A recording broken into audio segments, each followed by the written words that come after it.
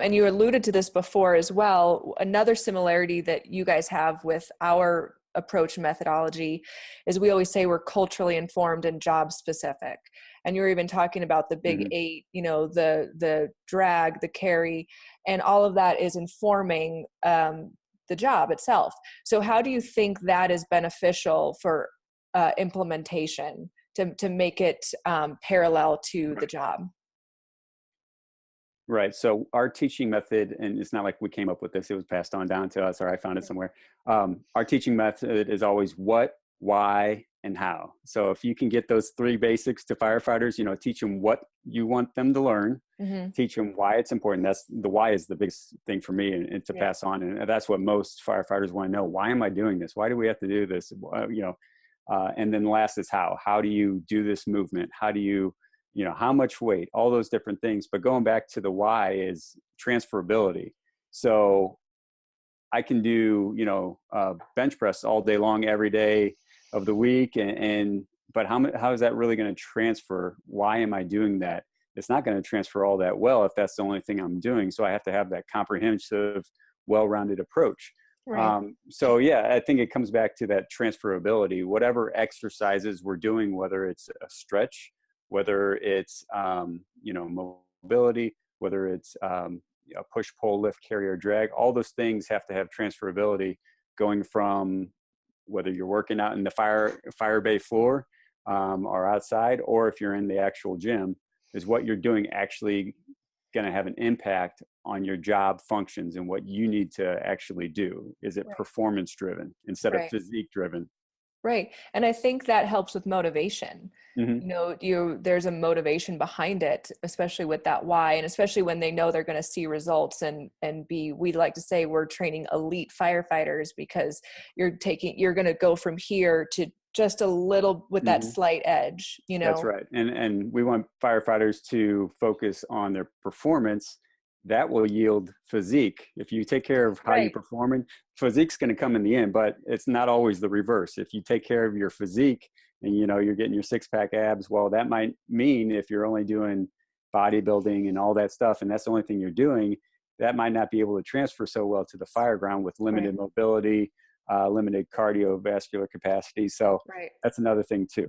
No, that makes a lot of sense. It doesn't always mean strength. And, you know, with yoga as well, it's not only, and I'll touch on this in a minute, but it's not only about the flexibility, we're also strengthening small stabilizing muscles. And a lot of times in PT that you might see around, they might do something that's, okay, I'm going to get those big muscles and I'm going to flip the tire. But am I focusing on how I'm doing it and those smaller muscles? And those smaller muscles are what's going to help with injury prevention. Exactly. You know, surrounding the joints and stabilizing the joint. So that makes sense. And one thing you said too, which is and I'm, for all the yoga for first responders teachers, I'm sure they caught on to this, is the why and the how. So in our classroom, when we do our train the trainer, we have 2 big signs, one on the, in the inside of each door. So they see it whenever they leave and come into the room, is why and how. Yeah. In our training, we don't just hit a mat class right away. We start with a lecture. That's sort of required because there's so many misconceptions about yoga. That's how it's branded in the West can feed a lot of those misconceptions. So we want to re-educate on why it's important for fire service specifically, how to do it and how to apply it. And you guys are right on, you know, that same page with us, which is again, just such a good fit. And in chapter 6 of your book, which is one of the big 8, is the flexibility part, which you talked about before. And another part is recovery, the recovery section, which is also has similarities. And obviously yoga for first responders does a lot for mobility and proper levels of mobility. And there's so many ineffective ways of stretching, right? People can do a sit and reach. I've seen people at the gym who'll do a sit and reach for their toes like this. 6 months later, they're doing the exact same thing. They have made zero progress because they don't know how to create effective mobility. You guys do a lot of stuff with foam rolling as well, which we're big on, you know, because we really want to get into the connective tissue and the fascia and not just the muscle, you know, because there's connective tissue within the muscle and all of that. So obviously where we come into play is in chapter 6 and also in the recovery section as well. Why are those two sections so crucial? Because I'm sure you know those are the two areas that are going to be skipped the most. Yeah. You know? And one of the great things is when we do our workshops, you know, when we get, because we present our Big 8 in different sections, different modules. And when we get to the flexibility module and we have you do a yoga practice for everyone to do. And we do all the stretches that are in that chapter that you mentioned. We do all those as well, one by one. And a lot of people going into it, and I'm sure you've experienced this with brand new firefighters who are brand new to any type of yoga or anything like that. When you start to do it, when you're about to do it, there's always this kind of nervous laughter, this nervous hesitation that people are, these manly alpha male firefighters are going forward towards this flexibility, this yoga training. And then they start doing it and they're like, oh, this is actually pretty awesome. And it's a lot harder than I thought it would be too, if they're doing it correctly. Right. And so after we're all done with that flexibility module and that mobility, all those stretches that we do, they're like, I'm going to do that more. And I'm sure you've heard this through all the new converts, if you will, you know, all the firefighters who have never done yoga before. And it's not like, you know, we're teaching anybody to get into a pretzel or anything like that. Right. We're just teaching basic, like you said, you know, building up the core muscles, building up those small foundational muscles that firefighters need. As for your question, you know, why is it so taboo? Why is it skipped most often? I think part of it is because they don't probably know or see the benefits. Like going back to that mindset of today is chest day, you know, I want physique over function. I think if we kind of reverse the mindset and say, why, you know, back to the why do you need flexibility training? Why do we need recovery? Why do we need all these things?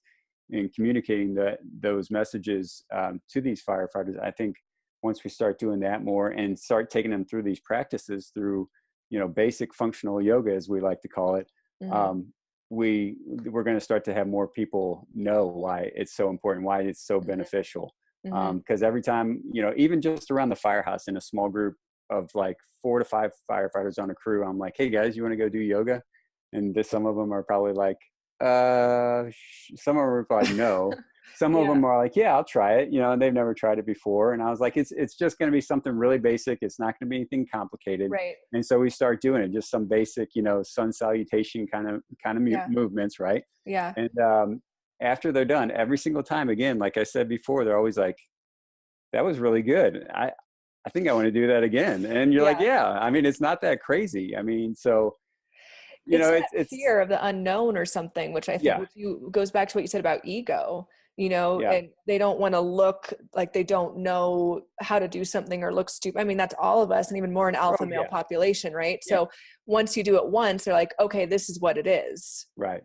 Then I think there's that willingness maybe. Yeah. And I think just showing the simplicity of it is something else we can do besides not, like I said, not getting into a pretzel or like you said, what certain people may communicate or what they see on social media or a website or something of someone doing just, I mean, they're incredibly talented, right? Doing a crazy pose, right? I mean, props to you, you know, that's awesome. If someone can do that, right? You know, not everybody has 6-pack abs. Not everybody can do 100 inverted handstand push-ups or you know, clean and jerk 500 pounds or whatever, right? That's the 1% of people. Like I said before, we're trying to get to the 99% who want the simple, more basic approach, who may not know what they need to do. And that's what we're here for, is to give them the simplified, comprehensive approach.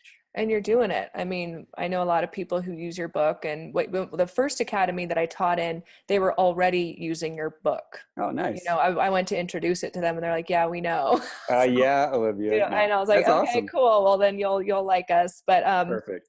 And that's why when I'm refilming a video for you, but even originally when I did this, I did want to have that little 2-minute why for yoga. So that before they even tried it, they're like, knew why this was important and what we were doing. And a lot of people don't realize that mindset and breath has so much to do with how the body works, which is I talked to you about that earlier in that email I sent you about, mental training and physical training. So when people want to find more flexibility or mobility, they think they want to go straight to the muscle. But you really have to incorporate that breath work, that releasing, because the body's tightening up, honestly, to protect you. Just like you notice if you're encountering a difficult situation, what does the body do? Right. It does this. And then if you don't process that stress, it stays there, right? It stays in your body. So, so much is there's so many different avenues. It's not just hitting the body to get to these bigger issues. It's incorporating the mindset. Why am I doing this? What is it for? Incorporating the breathing, all of those other elements. And then the result will be resilience, physical and mental. And one of the things that, like you said, like when we go through that flexibility module and they're doing it, one of the things I constantly remind them as I'm instructing them through it, or we're doing, the video you provide for us within our workshops, one of the things I say over and over again is breathe. I mean, it just takes them back, like, because you can hear people go like tensing up, like you said, and not getting into the full movement to their abilities, right? Not getting into the full movement because they're so guarded and tight. And, it may be an unfamiliar movement. It may be just uncomfortable. But I think just by teaching someone, okay, as you're going to do this, you're going to exhale slowly. Right. As you're going to do this, you're going to inhale slowly. And just, like you said, focusing more on that breath work, I think it's really good for their resiliency overall. I just did a 30 minutes stair climb the other day at my firehouse, just up and down the stairs with my SCBA on, my mask on. So I was breathing all that, and I wanted to make it last longer, right? So I wasn't pushing necessarily super hard, but I was just focusing more so on slowing down my breathing and how long can I make that bottle last, going up and down stairs over and over again. And I had it last over 30 minutes. So next time I do it, I'm really going to focus again on my breathing and see if I can last 35 minutes, so on and on. It's that kind of mental slowing down, even while we're on the fire ground and we're all geared up and everything. It's that slowing down and making sure we're not sucking down a whole bottle in 5 minutes, as opposed to making it last longer, 25 minutes, 30 minutes is one of the mental, tactical, things we need to try and get firefighters to do. Well, this is great because I swear whoever's watching this, I did not pay him to say that. He came up with that. We didn't even talk about it because you're just obviously confirming what we teach with Yoga for First Responders and the value of breath work. And to what you said about hearing someone's breathing change when they're uncomfortable. I was at the teaching at the fire academy this morning, and so I had someone twisting in a lunge and I could hear their breath go to their mouth and start to actually go into what would result in a panic breathing, right? Because something was challenging and difficult. So you have to become aware of it. So you're aware when it happens on the fire ground, right? Something's challenging and difficult. And what's my breath doing? Is my breath going into that panic, sucking the bottle mode? And can I be aware of it enough to maybe adjust it as needed?